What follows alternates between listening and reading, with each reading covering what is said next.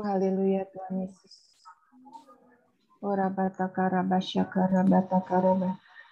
Baik, Bapak Ibu, Saudara yang terkasih di dalam Tuhan, kalau sore hari ini saya rindu kita membagikan satu perikop judul tentang tetap tegar di masa sukar. Saya tadi katakan kita ada di kapal perang. Itu karena kalau kapal perang itu berarti kita harus siap siaga. Nah, pada umumnya, pada dasarnya, saat sekarang orang katakan, iya aku dalam begini. Saya ambil contoh, ini cerita tentang wanita yang pendarahan 12 tahun. Dari Markus 5 ayat 25 sampai 29. Ayat 25 dia katakan di sini demikian. Silakan Pak. Maaf ya Bapak Ibu tadi. Nah, Markus 5 ayat 25 dia katakan adalah di situ seorang perempuan yang sudah 12 tahun lamanya menderita pendarahan. Ayat 25, ia telah berulang-ulang diobati oleh berbagai tabib sehingga telah dihabiskannya semua yang ada padanya, namun sama sekali tidak ada padanya. Malah sebaliknya keadaannya makin memburuk, di situ dikatakan ya. Tetapi di ayat 27 dikatakan di situ, nah, dia sudah mendengar Bapak Ibu, dia mendengar berita tentang Yesus. Maka di tengah-tengah orang banyak itu ia mendekati Yesus dari belakang. Artinya dia dari belakang loh, sembunyi-sembunyi dia nih, diam-diam dia. Dari belakang nggak ada yang tahu. Sebab katanya, asalku jamah saja jubahnya, aku akan sembuh. Artinya imannya kuat banget, semangatnya kuat banget, ya. Nah, ayat 29 katakan seketika itu juga berhentilah pendarahannya dan ia merasa bahwa badannya sudah sembuh dari penyakit. Oh, puji Tuhan, haleluya, katakan amin. Saudara, Amin. Selanjutnya di sini dikatakan kita nilai ya dari ayat 25 sampai 29 kita bisa tarik kesimpulan dari cerita hidup daripada wanita yang pendarahan 12 tahun. Nah, saya akan di sini akan kita analoginya penyakit itu mungkinkah di dalam kehidupan kita. Mungkin bukan selalu harus pendarahan ini. Mungkin dalam kehidupan kita ada terikat sesuatu. Mungkin di dalam kehidupan kita ada masalah sesuatu. Hal-hal yang mungkin kayaknya nggak lepas dari jerat penangkap burung nih. Rasanya susah banget ini gitu ya.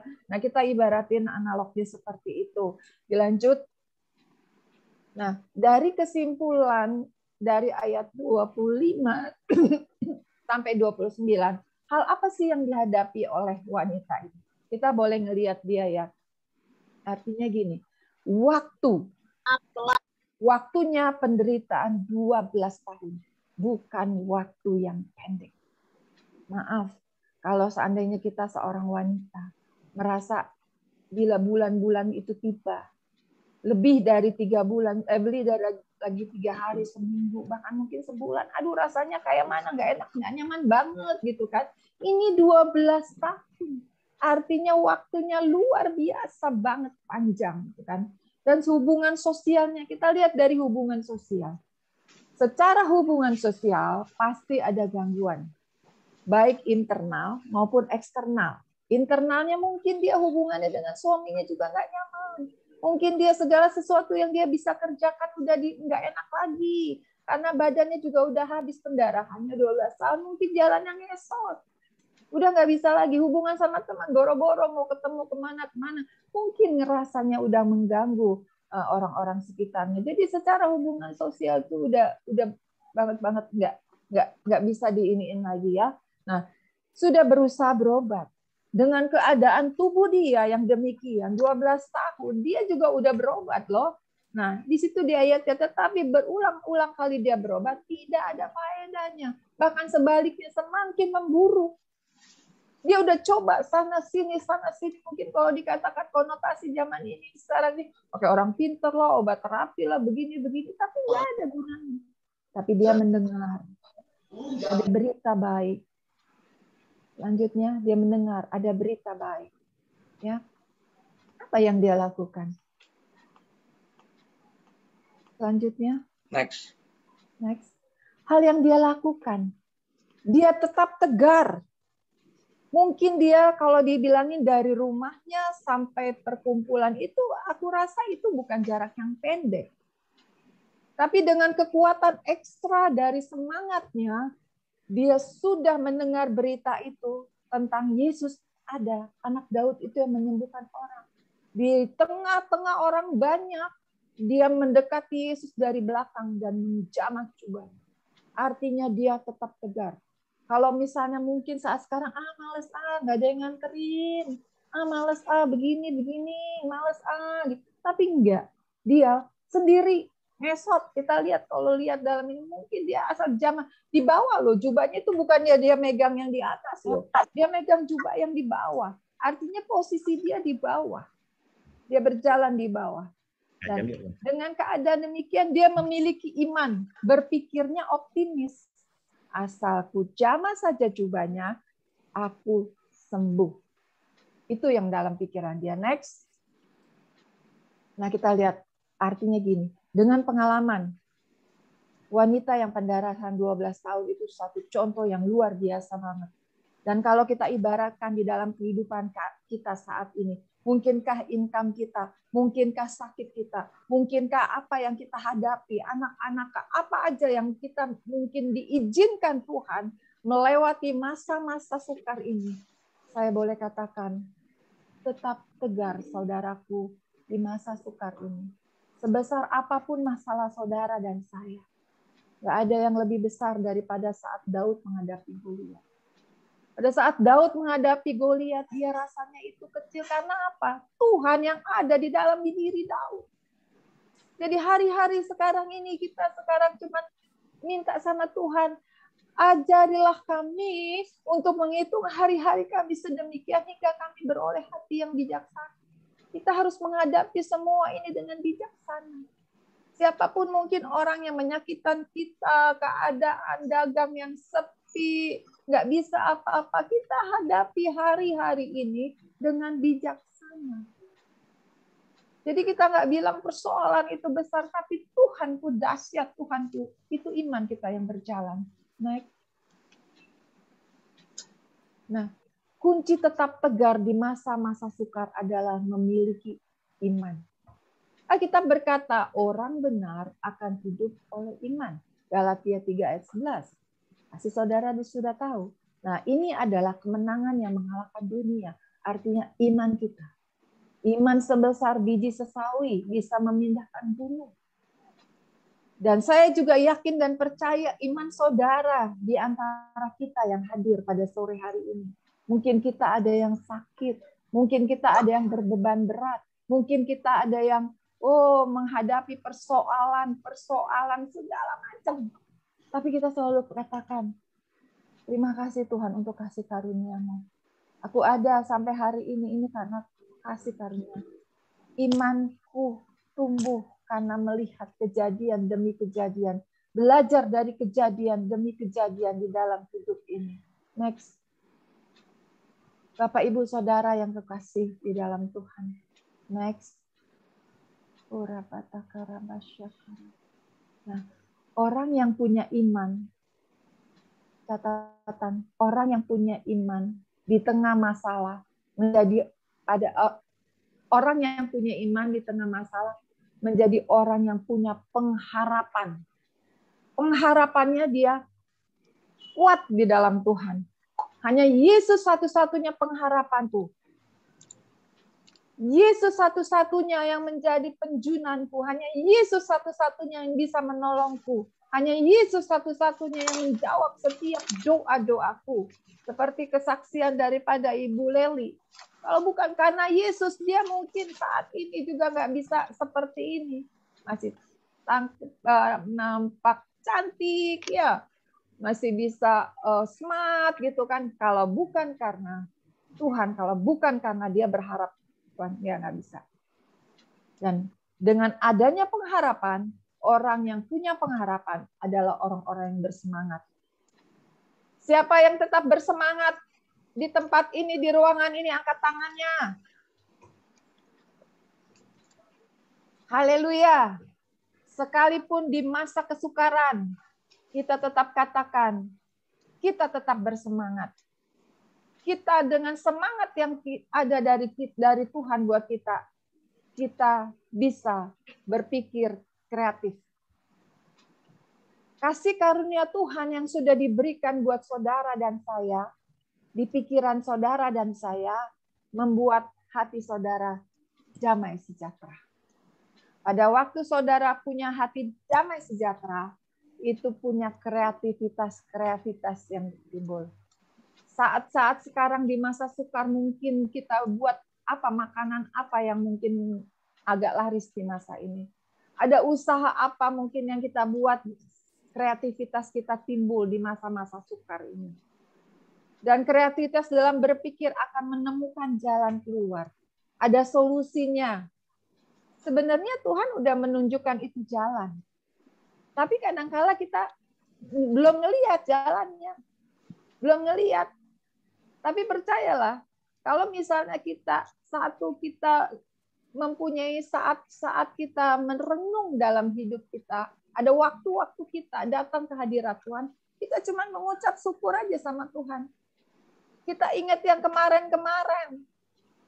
Kemarin-kemarin kalau sampai saat ini aku percaya di sini ada orang-orang yang udah senior-senior seperti kayak Bu Rus, Bu Leli, Tante Chunlia, Pak Andreas, Pak Samuel, juga di sini siapa ya sahabat-sahabat yang udah senior, mungkin sudah melewatin keros-keros Tuhan, iya kan? Udah melewatin kronos-kronosnya lagi, udah ngelewatin masa-masa musim. Dulu mungkin kita berpikir gini, wow, aku punya anak 4, aku punya anak 5, aku punya anak 6, gimana ya nanti ya dia sekolahnya ya. Aku usahanya begini loh, gimana ya nanti. Tapi pertanyaannya sekarang, baru sadar kan kalau kita lihat, aduh anakku jadi sarjana. Kayak Ibu Elma, wow, ternyata Tuhan mengikuti setiap musim dalam hidup kita. Jadi apapun sekarang, kesukaran apapun, Tuhan itu sebetulnya telah menyediakan buat saudara dan saya. Tinggal kita beriman dan berharap penuh kepada Tuhan. Kita pegang dia, jangan pernah dilepaskan. Pegang dia, jangan pernah dilepaskan seperti wanita yang kendaraan. Aku pegang aja cobanya. Aku sembuh. Begitu juga dengan kita. Apapun. Saya percaya, saya yakin kita di tempat ini 35 partisipan, bahkan lebih ya kalau ada yang 32, ada yang 4 orang. Dari kecil sampai kita berumur sekian, nggak mungkin kita nggak ngelewatin gelombang hidup. Entah kita dari sekolah, SDK, terus bertahap, terus kita pasti menemui gelombang-gelombang hidup yang setiap orang pasti berbeda-beda. Tapi percaya, Bapak, Ibu, Saudara, sahabatku, kita sudah dipilih ada di dalam perlindungan Tuhan. Kita cuma bilang sama Bapak, nggak ada satu pun juga, kata Gus Dur agama yang bilang, Bapak, cuman kita anak-anak Tuhan, yang bilang anak Tuhan siapa ya, angkat tangannya, anak-anak Yesus. Angkat tangannya, lambaikan tangannya anak-anak Yesus. Oh haleluya. Cuman kita bilang sama Bapak, tolong aku Bapak. Tolong aku di masa sukar ini. Aku nggak mampu untuk mendidik anak-anakku. Aku nggak tahu nanti bagaimana. Tapi percaya saudara, pada saat kita pegang jubah dia, pada saat kita beriman teguh dengan dia, semuanya dia katakan sudah selesai. Karena dia sudah menyediakan berkat buat saudara dan saya. Tinggal kita mau nangkep apa enggak, kita mau jalanin apa enggak. Next. Ini orang yang punya iman. Saya percaya, saya yakin Bapak Ibu di tempat ini juga orang-orang yang punya iman. Yang teguh di dalam Tuhan. Kalau enggak mungkin kita sama-sama ingin rindu berjumpa di Zoom ini. Yeremia 17 ayat 5-6 dikatakan beginilah firman Tuhan, terkutuklah orang yang mengandalkan manusia, yang mengandalkan kekuatannya sendiri, dan yang hatinya menjauh dari Tuhan. Saya percaya, saya yakin kita di tempat ini semua sahabat Victory Shekinah adalah orang-orang yang mengandalkan Tuhan. Orang-orang yang kuat imannya teguh di dalam Tuhan, bukan mengikuti arus dunia, yang percaya kepada kalimatnya yang kalau saya boleh katakan, oh ada orang pintar bisa lari ke sana, oh di sana ada lari ke sana, oh ini ada lari, coba lihat garis tangan dan lain sebagainya. Itu yang memakai kekuatan manusia, itu terkutuk kata Tuhan, ayatnya sudah ada. Dan ayat 6 dikatakan dia akan seperti semak belukar di padang belantara. Ia tidak akan mengalami datangnya keadaan baik. Ia akan tinggal di tanah angus, di padang gurun, di negeri padang asin yang tidak berpenduduk. Kita skip ini. Kita katakan no. Kita bukan bagian ini. Kita lihat di ayat 7 bagaimana. Dan saya percaya dan saya yakin ini adalah bagian dari kita. Diberkatilah orang yang mengandalkan Tuhan. Saya undang saudara untuk angkat bertangannya yang mengandalkan Tuhan. Yang menaruh harapnya pada Tuhan. Yang sakit apapun, kayak Pak Alex sakit, dia hanya mengandalkan Tuhan. Dia percaya matanya sembuh, retinanya, apapun kendalanya sembuh dalam nama Yesus. Amin. Dan dia akan seperti pohon yang ditanam di air. Yang merambatkan akar-akarnya ke tepi batang air. Dan yang tidak mengalami datangnya panas terik. Dan daunnya tetap hijau. Dan tidak khawatir akan tahun kering. Dan yang tidak berhenti menghasilkan buah. Amin. Ayat 8 ini menjadi iman kita, menjadi pengharapan Bapak, Ibu, Saudara, sahabat-sahabatku di tempat ini. Kita hidup di tengah gelombang, di tengah kesukaran, tapi Tuhan kita Maha Pengasih. Dia menciptakan alam semesta itu dengan kekuatan dan kehebatan, kedahsyatannya. Tidak ada yang tumburan satu sama lain. Begitu juga kalau kita lihat tubuh kita ini nggak ada yang tumburan. Ada jantung berfungsi, ada ginjal berfungsi, ada semuanya indah dia ciptakan. Kalau pada saat ini mungkin kita sakit, mungkin ada kelalaian kita, masa lalu, kelupaan kita. Kita minta ampun sama Tuhan. Tuhan ampuni aku Tuhan. Aku percaya aliran air darahku semua mengalir. Seperti yang kau bilang aliran darah itu semua mengalir. Semua sesuai konstruksi yang dia ciptakan buat saudara dan saya. Yang pertama kita pikirkan kasih karunia itu, kita nikmati kasih karunia itu. Dan kita rasakan damai sejahtera di hati Bapak, Ibu, Saudara, sahabatku. Next. Dan orang yang mengandalkan Tuhan adalah orang yang mengandalkan tidak takut menghadapi musim kering. Daunnya akan hijau dan ia tetap berbuah setiap musim. Katakan amin. Angkat, kita serukan. Tangan kita angkat. Amin. Amin. Amin. Haleluya. Haleluya. Kalau berkatakan amin itu satu declare pengakuan kita bahwa Tuhan itu dahsyat di dalam hidup kita. Yeremia 3 ayat 3 mengatakan bagian kita tinggal berseru kepada Tuhan. Maka aku akan menjawab engkau dan aku akan memberitahukan kepadamu hal yang besar yang tidak terpahami, yakni hal-hal yang tidak kau ketahui. Bapak, Ibu, Saudara, apapun menjadi persoalan kita tinggal berseru kepada Tuhan. Dia tahu, dia mengerti. Mungkin kita belum melihat jalannya, mungkin kita nggak tahu bagaimana, tetapi dia bilang, dia katakan di sini, dia akan memberitahukan kepada kita kepada hal-hal yang besar. Makanya datang pagi-pagi kepada dia. Sandingkan telinga kita untuk mendengar suara dia. Apa yang dia akan pesankan buat kita. Pertajam telingaku ya Tuhan, seperti di Yesaya 50 ayat 4. Pertajam. Dan saya percaya sahabat Shekinah terus dibawa naik. Menjadi kepala bukan ekor. Akan menjadi orang-orang menjadi pemenang. Next. Menjadi tegar saat syukar. Artinya beriman teguh kepada Tuhan. Teguh itu kuat banget. Nggak goyang. Teguh. Membaca firman Tuhan setiap hari. Melakukan firman Tuhan artinya firman Tuhan bukan lewat begitu aja, kita harus praktekkan. Praktek yang penting. Kalau kayak kita dulu zaman kuliah, pada waktu teori sudah dikasih, kita harus praktek kerja. Dari SD ada pelajaran PKK dan lain sebagainya, buat kue dan lain sebagainya, praktek. Di mana prakteknya itu akan mengelihatkan hasilnya. Nah, mengucapkan perkataan iman setiap hari. Jangan perkataan-perkataan yang jelek, terutama untuk anak-anak dan keluarga internal. Perkatakan perkataan iman. Yesus memberkati.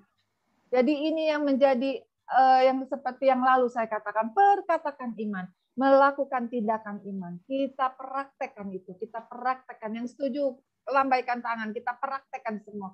Kita praktekkan di dalam nama Tuhan Yesus. Dan berharap penuh kepada Tuhan. Fokusnya hanya berharap kepada Tuhan. Fokus seperti wanita tadi. Emang dia ngelihat yang lain? Dia nggak ngelihat yang lain. Mungkin ada yang jauh lebih ganteng, ada yang jauh lebih hebat, ada yang jauh. Tapi no, dia hanya fokus pada jubahnya itu. Dia nggak ngelihat ke atas. Dia cuma pegang asalku, pegang aja jubah. Artinya dia merendahkan diri. Dia merendahkan hati dia. Dia sanggup merangkak untuk merendahkan asalku, pegang aja. Jadi kita juga kalau mau diberkati, kita bisa lihat figur dia. Dia merendahkan hati dia. Datang ke hadirat Tuhan. Jadi jangan pakai kekuatan kita. Aku bisa, ini bisa, ini bisa. No way. Tuhan segalanya. Tuhan yang membuat kita ada sampai ini. Karena ciptaan dia, kita adalah ciptaan yang mulia. Dan berdoa dengan sungguh-sungguh seperti Yeremia berdoa, berseru. Yeremia 3 ayat 3, berseru kepada Tuhan. Seperti di Mazmur juga. Kita melekat. Kita berseru. Pada waktu kita berseru, Tuhan ingat kita. Berdoa dengan sungguh-sungguh. Mengucap syukur senantiasa. Kita mengucap syukur. Ada kalanya kita cuma duduk diam. Terima kasih ya Tuhan. Aduh Tuhan, terima kasih anakku kemarin udah ujian lulus Tuhan. Kalau dipikir dari kecil aku nggak nyangka begini Tuhan. Kejadianmu dahsyat Tuhan. Mengucap syukur. Mengucap syukur. Menyaksikan perbuatan Tuhan melalui kehidupan kita. Jadi nggak usah takut kalau kita harus bersaksi kayak Ibu Elma. Oh, saya mengucap syukur anak saya ini, Pak. Ini juga rekan-rekan kita. Kita membagi, bukan kesombongan, bukan. Kita membagi cerita Tuhan Yesus itu dahsyat. Next. Nah, kesukaran berubah menjadi mujizat. Saya percaya kita semua di tempat ini ingin menikmati mujizat day by day. Mujizat baik dari perbuatan Tuhan yang dahsyat. Mujizat untuk keselamatan kita. Mujizat untuk kesembuhan kita. Mujizat kemenangan demi kemenangan. Jadi mujizat belum terjadi pada saat kita berpikir, merenung. Iya ya, kayaknya bisa deh aku begini. Cuma mikir, cuma nggak ngapa-ngapain. Coba ya aku punya ini ya. Wah aku kalau punya rumah begini atau tapi kita nggak kerjakan. Cuman berpikir merenung. Artinya mimpi kali ye gitu. Tapi mujizat itu terjadi saat kita berdoa, bertindak. Wanita itu bertindak. Dia nggak bilang ini, aduh kalau aku ketemu Tuhan, pasti aku sembuh. Dia cari, dia temuin Tuhan. Jadi ibaratnya kita jalan ke mall, kalau jalan ke mall kan ada pintu yang otomatis. Pertanyaannya, kalau Bapak Ibu nggak deketin itu pintu sensornya, kebuka nggak? Nggak kebuka. Artinya kita harus bertindak melakukan perintah Tuhan sesuai firman-Nya yang kita dapatkan.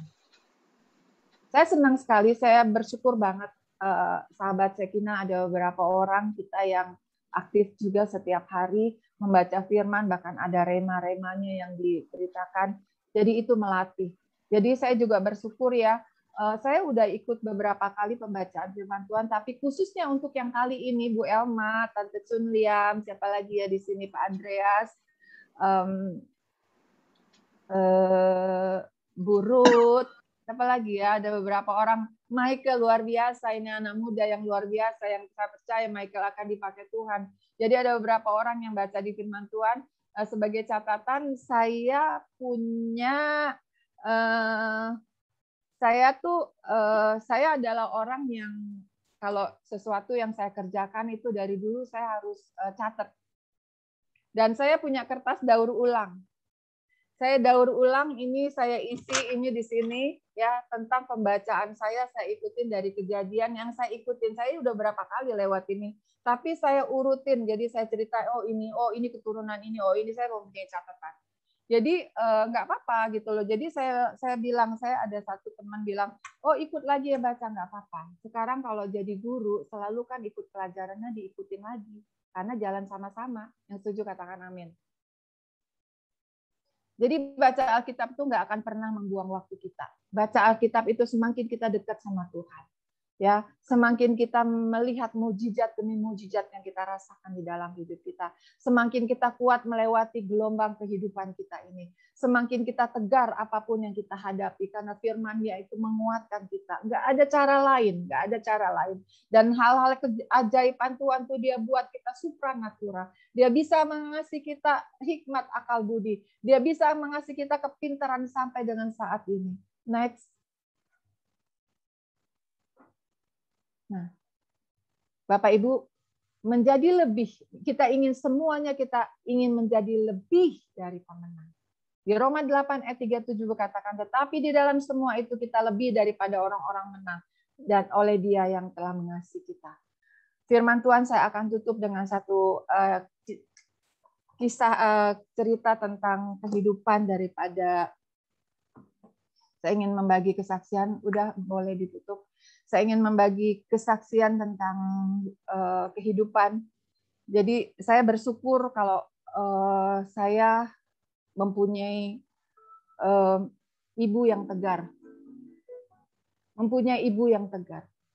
Saya ada 6 saudara, saya adalah wanita, dan yang satu-satunya dari 6 saudara, adik saya 5 orang. Jadi kehidupan itu pasti ada pasang surutnya. Tetapi saya bersyukur sama Tuhan, saya memiliki ibu yang tegar. Ibu yang kuat, ibu yang pengen anak-anaknya maju. Dan papa saya menopang banget. Dan pengalaman yang saya dapat hari lepas hari dalam hidup saya dari kecil, mereka tidak pernah berantem. Ibu saya baik. Satu kali saat papa saya dalam usaha, mereka mempunyai prediksi anak-anak harus sekolah pinter. Dan waktu itu yang ditanamkan dalam diri saya, kamu yang besar, kamu harus selesaikan menjadi sarjana. Kalau kamu sarjana, mereka jadi sarjana. Itu yang menjadi motor bagi saya, mendrive saya untuk saya berhasil. Dan pada saat papa saya usahanya juga drop, ibu saya yang membackup, dia jual kue. Adik saya yang kecil yang nganter ke toko di mana kue daripada hasil mama saya dijual. Itu perjuangan yang luar biasa. Dia tetap harus katakan, kamu harus sekolah. Saat itu kami dari Lampung tetap harus sekolah. Jadi yang saya ingin saksikan di sini, mereka tegar. Di masa sukar apapun juga, mereka tidak pernah ngomong kalau mereka susah. Mereka cari dengan usaha mereka, anak-anak tetap harus sekolah sampai jadi. Dan itu juga yang membuat saya sampai hari ini tetap harus kuat melewati setiap badai gelombang. Mungkin Bapak Ibu Saudara di sini punya satu kehidupan cerita hidup. Tapi saya percaya setiap fase kehidupan kita, kalau kita sudah dipilih jadi anak Tuhan, Tuhan yang menuntun langkah perjalanan kita. Pada saat mama saya sakit Karena begitu sayangnya papa saya sama mama saya, dia nggak bisa tertinggal. Jadi dia benar-benar depend dengan mama saya. Mama saya kena cancer.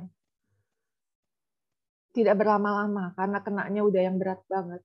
Dia tahu perjuangan anak-anaknya dan dia bilang pada waktu itu di rumah sakit, "Wah, kalian begitu hebat ya ngerawat mama.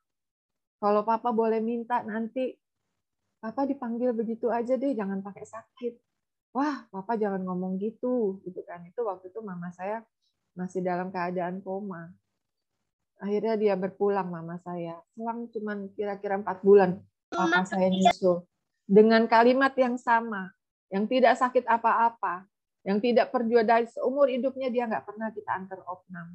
Itu. Dan pada saat di kuburan dia bilang sama kami anak-anaknya, dia cuma bilang, "Ini papa mau ngomong ya." Di kuburan tuh waktu 3 hari kalau nggak salah. "Mama kamu tuh mama yang luar biasa." Jadi ada kami dan ada mantu-mantu. Kemudian mau tahu, papa buka ceritanya. Pada waktu habis nikah, papa saya di Jakarta kerjanya. Dan kalau Cikoni ada di sini mungkin Cikoni tahu ya, papa saya termasuk kategori ganteng kali ya. Banyak ceweknya gitu loh. Ya Cikoni ya, ganteng ya. Dan waktu itu dia ngomong gini, pada waktu papa harus pulang ke Lampung karena mama saya dijodohin sama papa saya. Papa saya juga mau aja lagi ya. Dia menikah dengan mama saya, terus tahu nggak sampai di Lampung ada surat, ada pos zaman itu. Posnya isinya untuk papa saya, dalamnya foto-foto papa saya sama cewek lagi rangkulan, bla bla bla gitu. Mau tahu respon mama saya? Itu papa saya cerita di kuburan loh. Dia bilang, "Mama baik banget. Dia tidak cemburu. Dia tetap meladenin papa, mengatur makan dan lain sebagainya. Artinya saya bersyukur sama Tuhan. Saya mendapat figur orang tua yang menjadi teladan buat kehidupan kami. Dan dia mengcover keluarga, dia tegar di dalam kehidupannya. Jadi Bapak, Ibu, Saudara, di dalam kehidupan ini, firman Tuhan yang mengubah dia. Firman Tuhan yang menjadikan dia menang. Firman Tuhan yang melewati setiap gelombang kesukarannya. Dan saya percaya juga, apapun yang menjadi persoalan kita semua, kita katakan, Kau selalu punya cara untuk menolongku. Kau selalu, kita angkat pujian ini ya untuk mengakhiri daripada firman Tuhan, nanti kita berdoa. Kita angkat pujian dengan sungguh-sungguh.